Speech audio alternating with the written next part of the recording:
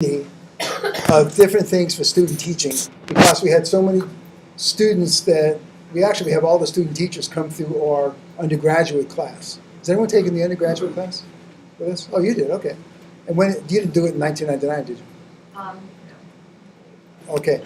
So for students like you, what I did was I asked them, what questions did you want to know about student teaching? And so they asked a bunch, they gave me a whole list of questions. And then I went around and I interviewed about 25 teachers, teachers, administrators, supervisors, and I taped that, videotaped those, and I put them together into a CD called Introduction to Student Teaching. And it had advice and all sorts of stuff. And I ended up giving out about 2,000 or 3,000 of those from, I think, 1998, probably 1998 to 2003 when I went on sabbatical. Then I kind of, when I came back, I kind of just did some other stuff, stopped doing that. But they all got copies, they all used them and stuff. And what I did was I asked one teacher, Jesse Turner. You guys know Jesse Turner? You know Jesse Turner. Reading department? Yeah, reading department. So everybody said, well, Jesse's a great teacher. I said, okay, well, and I've seen him. He comes in dressed as Einstein and like Galileo and Columbus because he has students. He tries to get his students to use their imagination and be enthusiastic, not be a stuffy professor like some other stuffy professors that you know. So I said, Jesse, I'm making this video, so tell me what makes a great teacher. And he thought for a second, and then I just want to show you what he said, because I thought it was interesting. Well, what do you think he said? What makes a great teacher? Just at your thoughts. Patience. Patience. Like a doctor, patience. What else? What makes if you're speaking to like your husband, your wife, your boyfriend, girlfriend, and there's a great teacher, not this year, but other years that you're in classes, how would you tell those folks that this teacher's a great teacher? How would you? Engage the students. Sorry? Engage the students. Okay. Down to earth. Know how to form relationships. Different students. Good.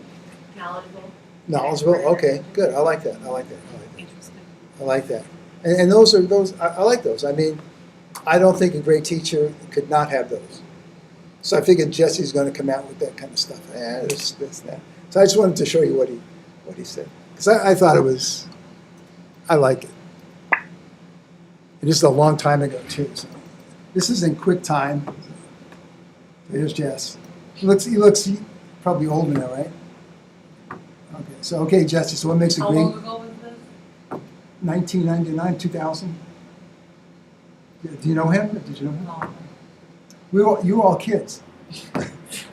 And when I think about great teachers, I think those are the teachers that make a difference by not waiting for others to do for them.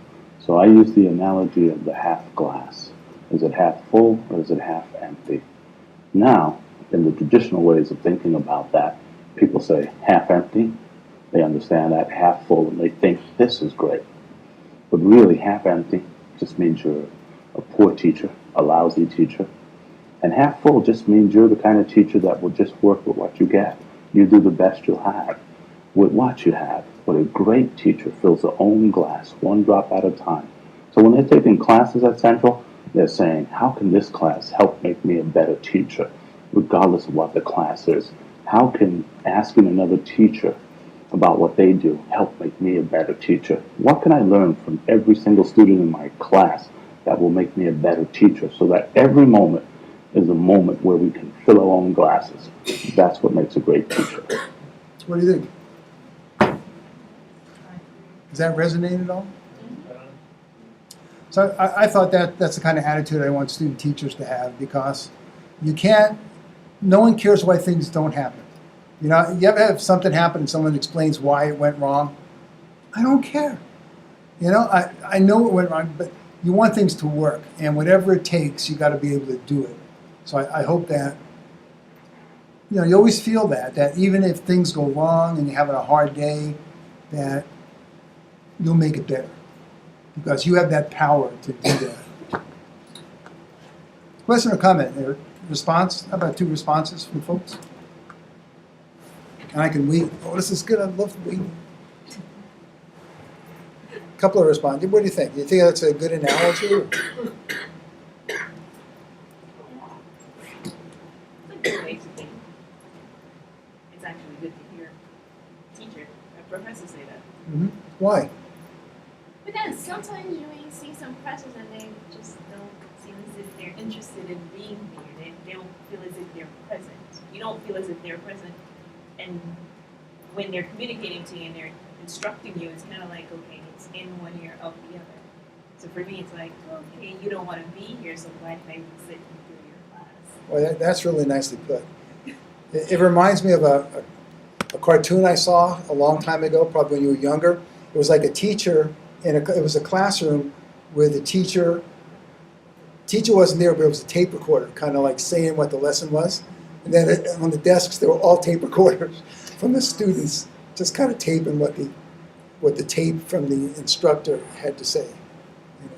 So no one was there. Yeah. I think that this is interesting. Only what he said was interesting about looking at the glass as half full, because I just left out of the class and we were talking about the importance of instilling growth versus fixed mindset into students, Mm-hmm. and I don't think that they look at it from the aspect of like teachers having the growth mindset, whereas you look at something and think about how you can fix it or how Right, you can right. work on it, rather than looking at the problem all the time within a fixed mindset. And like looking at the glass as half full, it just like encourages like teachers to have the growth mindset as far as looking at the problem and ways to fix it. I mean, looking at what you can do from that point on, rather than looking at what was the cause and just dwelling on what caused it to happen, rather than looking at how we can make it better from there. So that's another good way of putting it. You both brought it to teachers. I guess I think of it for students as well, that you want students to have that attitude, because you don't ever want to have a student say to you, I can't do this, or I don't like this, right? I mean, that hurts. That hurts a teacher. It should hurt a teacher, any kind of teacher, when a kid says, like, I hate math, I can't do math. And you probably have heard that once or twice. People say that. Or in this program, I used to tell folks, don't tell me you don't like computers and you're in an ed tech program. You can't, it doesn't work. Or that people would say computers and I don't mix, as if you're born like with a computer chip in your head. In the future, I don't know, but right now we're okay. Okay, good. Well, thanks for sharing those examples. That makes me feel a little better.